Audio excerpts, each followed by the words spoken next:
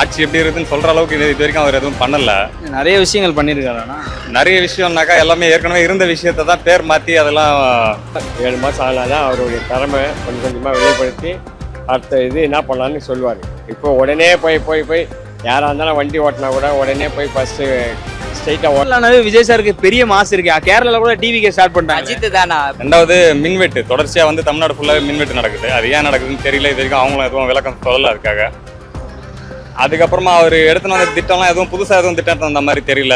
எப்படி அம்மா டம்மியாக உட்கார வச்சாங்களோ அதே மாதிரி வரவங்களையும் அதே டம்மியாக தான் உட்கார வைக்கணும். ஒரு பொறுப்பு கொடுத்து மினிஸ்டர் போஸ்ட் கொடுத்து வருமானம் இருந்தால் தானே எதுவுமே இருக்கணும். அப்புறம் அவங்களும் அதை பார்த்துட்டு தானே எதாக இருந்தாலும் செய்ய முடியும். டக்குன்னு எதுவுமே நம்ம வந்து உடனே பண்ண முடியாது.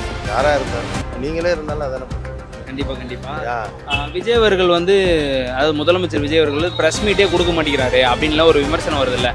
வந்து ரத்து பண்ணுறோம், கேள்வி கேட்கக்கூடாது அப்படின்ற மாதிரி சொல்லியிருக்கிறாங்க. இதெல்லாம் வந்து எதை நோக்கி போகுதுன்னு தெரியல. அப்புறம் ஜனநாயகம்ன்ற வார்த்தைக்கு என்ன அர்த்தம் இருக்குதுன்னு தெரியல. ஆனால் இப்போ இருக்க விஜய் சாரோட ஆட்சி வந்து எப்படி இருக்கு?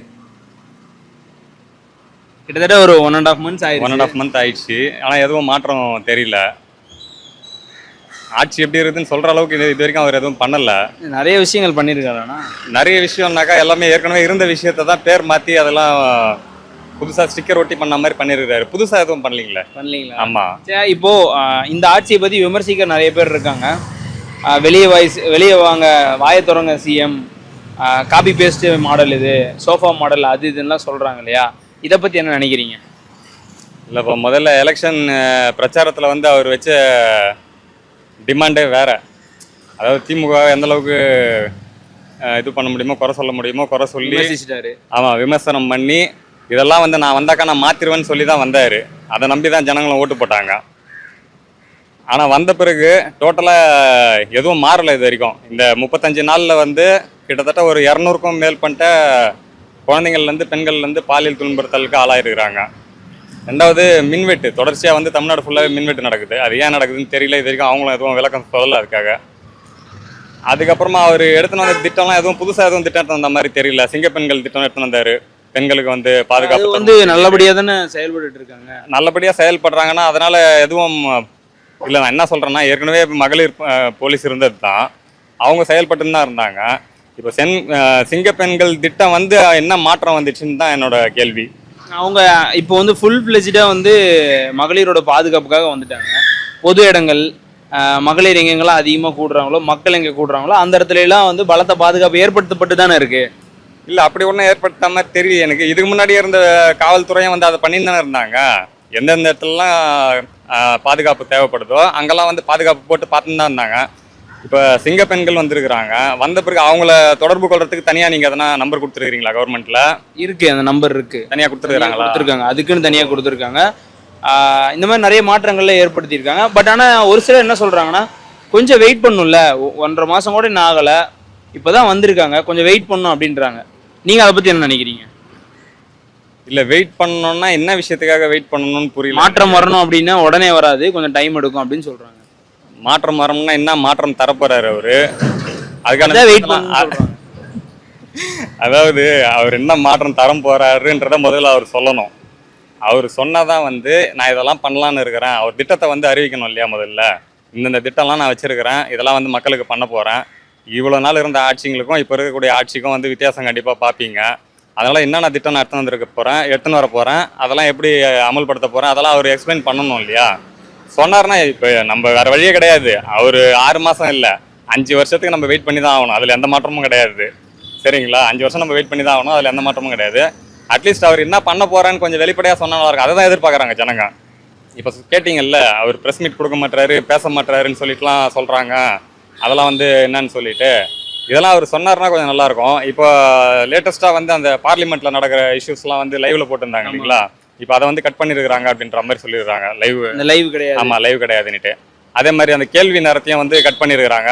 குறுகிய நேரம் தான் இருக்குது, அதனால் பேசுறதுக்கு வந்து அவகாசம் பத்தலை, கேள்வி நேரத்தை வந்து ரத்து பண்ணுறோம், கேள்வி கேட்கக்கூடாது அப்படின்ற மாதிரி சொல்லியிருக்கிறாங்க. இதெல்லாம் வந்து எதை நோக்கி போகுதுன்னு தெரியல. அப்புறம் ஜனநாயகம்ன்ற வார்த்தைக்கு என்ன அர்த்தம் இருக்குதுன்னு தெரியல. இப்போ இதெல்லாம் எதுலேருந்து எடுத்துன்னு வர்றாரு அவர்? இப்போ இதெல்லாம் பண்ணுறவர் இப்போ இதுக்கெல்லாம் டைம் கேட்கலையா அவர்? அதெல்லாம் உடனே பண்ணுறாரு இல்லையா? அப்போ மற்ற விஷயத்துக்கெல்லாம் டைம் கேட்டாங்க, என்ன பண்ண போகிறாரு? டைம் கேட்டார், சரி, அந்த டைமை வச்சு யூஸ் பண்ணி அவர் என்ன பண்ண போகிறாருன்றது கேள்வி இருக்குது இல்லையா? ஒருத்தர் இருந்து பார்ப்போண்ணா. பொறுத்திருந்து பார்ப்போம். ஒருத்தர் தான் பார்க்கணும். Okay, super. ஐயா, இப்போ இருக்க ஆட்சி எப்படி இருக்கு? 1.5 மாதம் ஆயிருக்கு. 1.5 மாதம் ஆனதில் இது இல்லைன்னு சொல்ல, போக போக கொஞ்ச நாள் 6 மாதம் 7 மாதம் ஆனால் தான் அவருடைய திறமை கொஞ்சம் கொஞ்சமாக வெளிப்படுத்தி அடுத்த இது என்ன பண்ணலான்னு சொல்லுவார். இப்போ உடனே போய் யாராக இருந்தாலும் வண்டி ஓட்டினா கூட உடனே போய் ஃபஸ்ட்டு ஸ்ட்ரைட்டாக ஓட்ட முடியாது, தெரியுதுங்களா? அதே மாதிரி தான் ஆட்சியிலும் சரி. இது ஒன்று சொல்லலாம்ல, சொல்லலாம், எது வேணா சொல்லலாம். அம்மா ஆட்சியில் கூட ஃபஸ்ட்டு லாஸ்ட் டைம் ஃபஸ்ட்டு வந்த உடனே அம்மா ஃபஸ்ட்டு ஒரு வாட்டி ஏமாந்துட்டாங்க. இவர் அது மாதிரி ஏமாறாமல் இருக்கிறதுக்காக தான் இப்போ இவர் சொல்கிற மௌனமாக இருக்கார். மௌனமாக இருந்தால் கூட இவர் கரெக்டாக என்ன பண்ண போகிறாருன்னு இன்னும் கொஞ்ச நாள் போக தான் தெரியும். யார் என்னென்ன பண்ணோம், யார் எங்கெங்கே வைக்கணும். இப்போ அம்மா லெவலில் வராரு. அம்மா லெவலில் வர்றதுனால இவர் கொஞ்சம் நல்லா பண்ணால் தான் கொஞ்சம் நல்லாயிருக்கும். பட் ஆனால் ஒரு சில பேர் வந்து இது ஒரு ஏமாற்றம், இது வந்து சோஃபா மாடல், காப்பி பேஸ்ட் ஆட்சின்னுலாம் சொல்கிறாங்கல்ல, அதை பற்றி என்ன நினைக்கிறீங்க? அவர் யூனிஃபார்ம் இந்த சொக்கா போடுறது, கோட்டு போடுறதுலாம் அதெல்லாம் அவங்களோட இஷ்டம். இது அம்மா பீரியடில் இருக்கும்போது, எம்ஜிஆர் பீரியடில் இருக்கும்போது ஒயிட் அண்ட் ஒயிட்டில் வருவாங்க. அம்மா இருக்கும்போது சூப்பர் இதில் புடவையில் வருவாங்க. எடப்பாடி இருக்கும்போது ஒயிட் அண்ட் ஒயிட்டில் வருவாங்க. இவர் வந்து இப்போ சினிமா ஃபீல்ட்லேருந்து வந்ததுனால கொஞ்சம் இதுவாக இருக்காத தவிர போக மாற்றிப்பார். அதே மாதிரி இந்த ஆஃபீஸில் உட்காந்து சாப்பிட்றது இதெல்லாம் கொஞ்சம் விட்டுட்டு அவர் நல்லபடி அதே ரெகுலராக யார் எப்படி இருந்தாங்களோ அந்த இதுவும் அப்படியே பண்ணாருன்னா கரெக்டாக இருக்கும். இப்போ எதிர்கட்சி தலைவர்லாம் இந்த ஆட்சி சரியில்லைன்னா விமர்சிக்கிறாங்கல்ல, அதை பற்றி என்ன நினைக்கிறீங்க? ஆட்சி சரியில்லைலாம் சொல்ல முடியாதுங்க. யார் இது இருந்தாலும் என்றைக்குமே சரி. ஆட்சி யார் வந்தாலும் அதுதான் பண்ணுறது தான் பண்ண போகிறான். திருடி தான் இருக்க போகிறான், ஏமாற்றி தான் இருக்க போகிறான். இப்போ போதுங்களா? அதனால் ஆட்சி சரியில்லைன்னா அவ்வளோ சீக்கிரம் சொல்லக்கூடாது.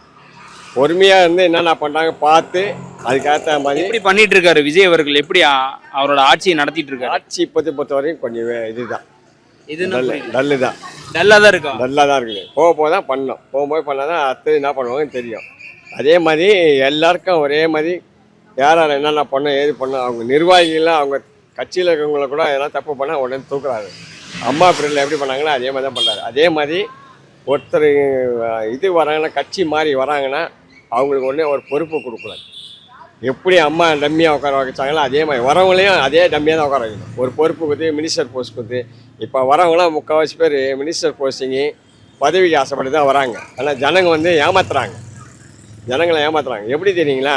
அந்த காலத்துலேருந்தே ஓட்டு போட்டாங்கன்னா ஜனங்களுக்காக கஷ்டப்பட்டு என்ன பண்ணியிருக்காங்க, நம்மளுக்காக பண்ணியிருக்காங்க. நம்ம நின்று ஒரே இடத்துல நிற்போம் பண்ணி இது பண்ணனா நாளைக்கு 4 பேர்கள் நல்ல பேர் வரேன் இருக்க நம்ம அப்படியே மேலே தான் வரணும் தவிர கீழே போகக்கூடாது. ஆனால் இப்போ வந்து வந்தாங்கன்னா அடுத்த வாட்டி வேறு எந்த ஏரியாவில் போய் ஓட்டு கேட்க முடியாது. சீட்டு இப்போ கொடுத்தா கூட சரி, இவர் தாவைக்கால வேறு யாரும் சீட்டு கொடுத்தா கூட போய் நின்னா கூட யாரும் ஜெயிக்க மாட்டாங்க. இப்போ என்ன பண்ணணும் விஜய் அவர்கள்? இதுக்கப்புறம் நல்லா ஒரு வேகப்படுத்தணும்னா என்ன விஷயம் பண்ணணும்? அவர் பொறுமையாக இருக்கிறதுனால கொஞ்சம் பேட்டி கொடுக்கணும். 4 பேருக்கெல்லாம் என்னென்ன இதுன்னு முக்கியமான ஆளை வச்சுன்னு அவருக்கு இப்போ இருக்க உள்ளே இருக்கவங்களுக்கெல்லாம் யாரும் எதுவும் சொல்ல முடியாது, பார்க்காம நம்ம எதுவும் சொல்ல முடியாது. அதே மாதிரி முக்கியமான ஆளுக்கு பொறுப்பில் கொடுத்து அவர் என்ன பண்ண ஏது பண்ண மக்கள்களை என்ன பேர் வாங்கணும். இந்த 2500 சொன்னது, கேஸ் சொன்னது, அதுதான் அவ்வளோ சீக்கிரம் யாராலும் கொடுக்க முடியாது. வார்த்தை விட்டுருக்காரு கொடுப்பேன்னு. ஆனால் அது எப்போ கொடுப்பாருன்னா எப்படியும் 1 வருஷம் 2 வருஷம் ஆகிடும், சரிங்களா? ஜனங்களை நல்ல பேர் வாங்கினா கொஞ்சம் ஸ்டெப்பாக இருக்கணும். Okay, thanks. ஆனால் இப்போ இருக்க ஆட்சி பார்த்துட்டு இருக்கீங்க இல்லையா, எப்படி இருக்கு? பரவாயில்ல, நல்லா இருக்கு. இப்போ தானே வந்திருக்காங்க. இனி போக போக வந்து ஒரு 6 மாதம் சொல்லியிருக்காங்களே, இனி எல்லாமே கரெக்டாக இருக்கும். ஏன்னா எடுத்த ஒன்றுமே எதுவுமே சொல்ல முடியாதுல்ல, கொஞ்சம் கொஞ்சமாக தான் இது பண்ண முடியும். பரவாயில்ல, நல்லா ஆச்சு தான். இப்போ என்னென்ன விஷயங்கள்லாம் பண்ணியிருக்காங்க உங்களுக்கு பிடிச்சிருக்கு? இல்லை, அந்த மகளிர் இது வந்து ஏற்கனவே அவங்க போட்டிருக்காங்க, அது ஒன்றும் பிரச்சனை இல்லை. இன்னும் கொஞ்சம் கொஞ்சமாக இது பண்ணுவாங்க. நம்ம எடுத்ததுமே எதுவுமே பண்ண முடியாது. மற்ற கட்சிகள்லாம் இன்னும் பத்தலை, இந்த ரொம்ப ஸ்லோவாக பண்ணுறாங்க, மாற்றமே இல்லை, இது ஒரு ஏமாற்றம்லாம் சொல்கிறாங்களே, இதை பற்றி என்ன நினைக்கிறீங்க? அப்பெல்லாம் இருக்காது. ஏன்னா இப்போ ஒரு குடும்பம் நடத்தினாவே எவ்வளோ கஷ்டப்படுறோம். வருமானம் இருந்தால் தானே எதுவுமே இருக்கணும். அப்புறம் அவங்களும் அதை பார்த்துட்டு தானே எதாக இருந்தாலும் செய்ய முடியும். டக்குன்னு எதுவுமே நம்ம வந்து உடனே பண்ண முடியாது. யாராக இருந்தாலும் இப்போ நீங்களே இருந்தாலும் அதானே பண்ணுவீங்க. கண்டிப்பாக.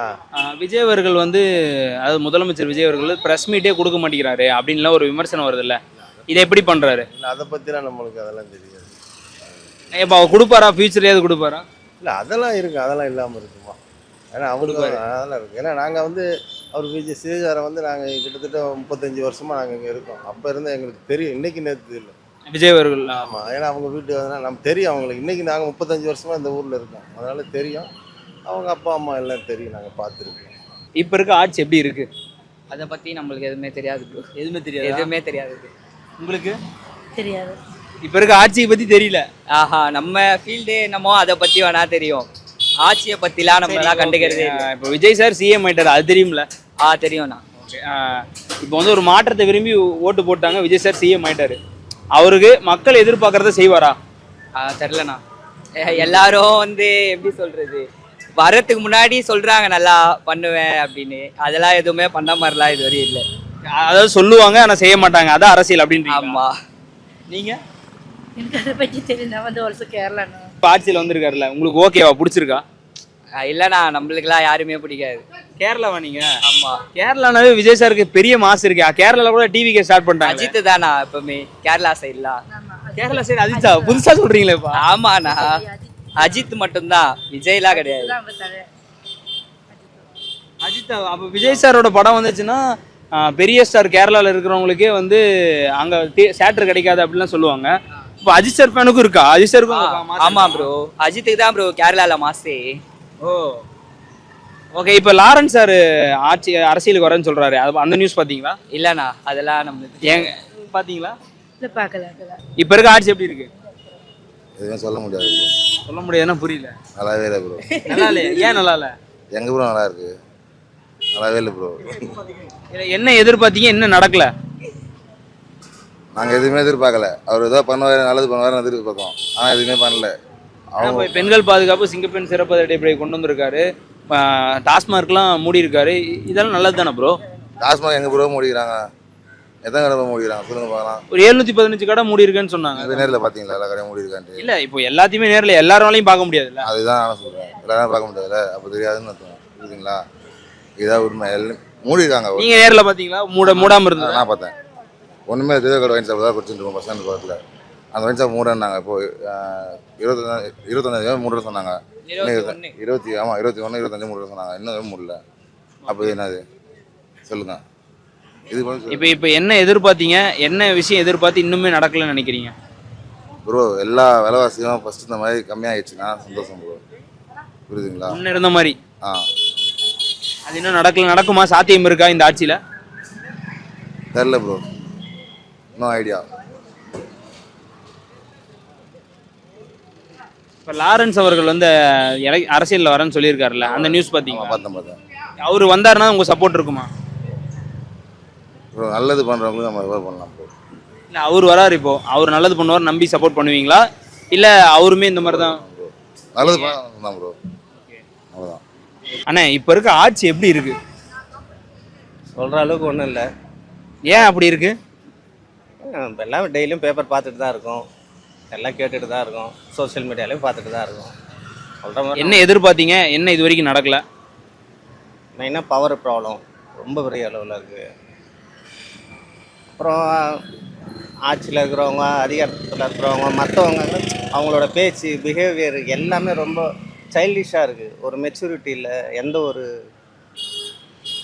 ஒரு மெச்சூரிட்டி தனமாக இல்லாமல் ரொம்ப சைல்டிஷாக இருக்குது. இப்போ நம்ம ஓட்டு போகிறதுக்கு முன்னாடியே எல்லாமே சின்ன பசங்க, புதுசாக எக்ஸ்பீரியன்ஸ் இல்லாமல் தான் வந்திருக்காங்க. பட் அவங்களுக்கு கொஞ்சம் டைம் கொடுக்கணும்ல.